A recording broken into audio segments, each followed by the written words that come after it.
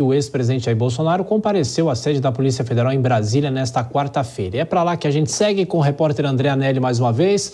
André, o ex-presidente prestou esclarecimentos sobre o que ele foi ou seria ouvido, hein, André?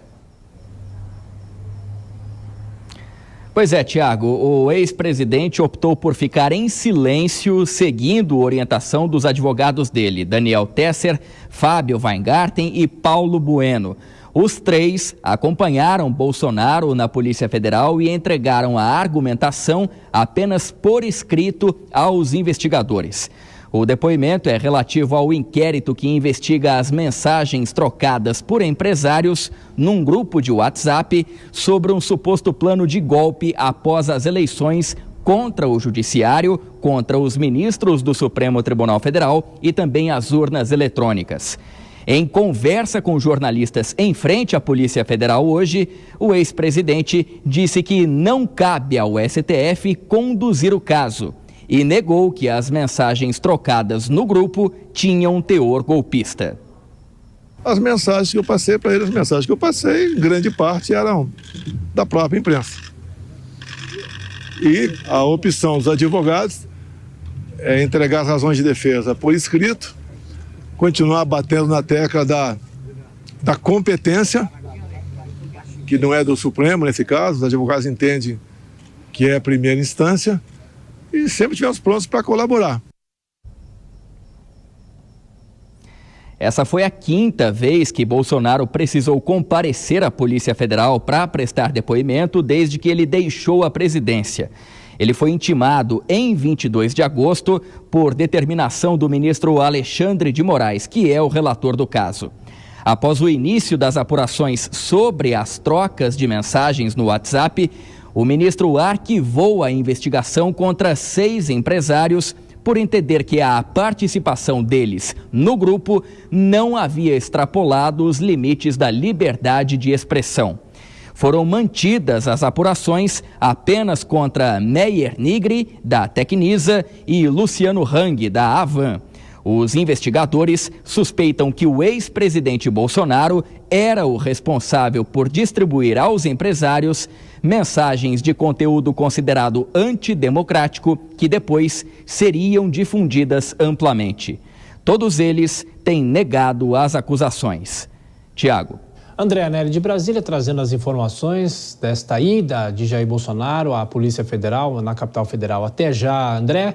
Bom, Dora Kramer, mais uma ida do ex-presidente nesta tentativa de que ele fosse ouvido. Ele não quis dar qualquer esclarecimento, mas tem toda essa discussão jurídica que é mais claro para o Kobayashi, mas da divisão, o que é Supremo, o que é Justiça Comum, o que é primeira instância e também a forma como essas investigações estão sendo conduzidas. Pois é, não foi a primeira, né? Foi a quinta, como o André esclareceu para a gente, mas não vai ser a última, tá?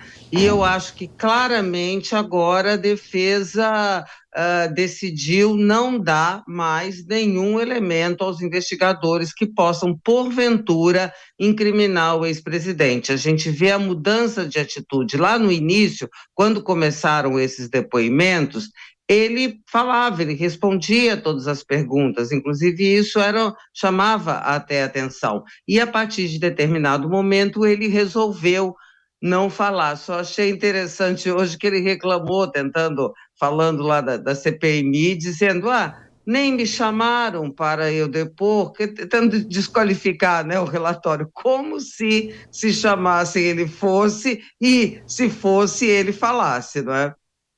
Ô Nelson Kobayashi, essa estratégia da defesa, ele não dar esclarecimentos durante o depoimento, é o que a Dora falou, é para não gerar mais informações e outras possibilidades de investigação, é isso?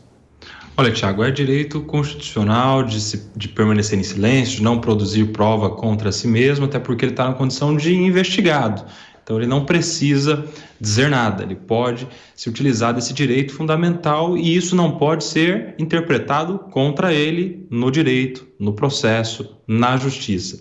Aí a gente tem que considerar acredito, a primeira vez que ele fica em silêncio perante a polícia, né, perante a investigação, e eu acredito que porque neste momento ele não tem nenhum prejuízo político com isso, porque apesar de ser um direito que funciona bem na justiça, perante o público não pega bem, porque perante o grande público quem cala consente, e se ele não deve nada, por que é que ele fica em silêncio e tal, apesar de a gente entender bem a diferença da interpretação política e social que se faz sobre isso.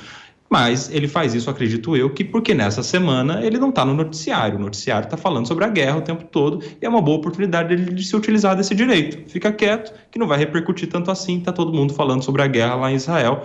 É um bom momento para ele se utilizar de um direito fundamental de não produzir prova contra si mesmo.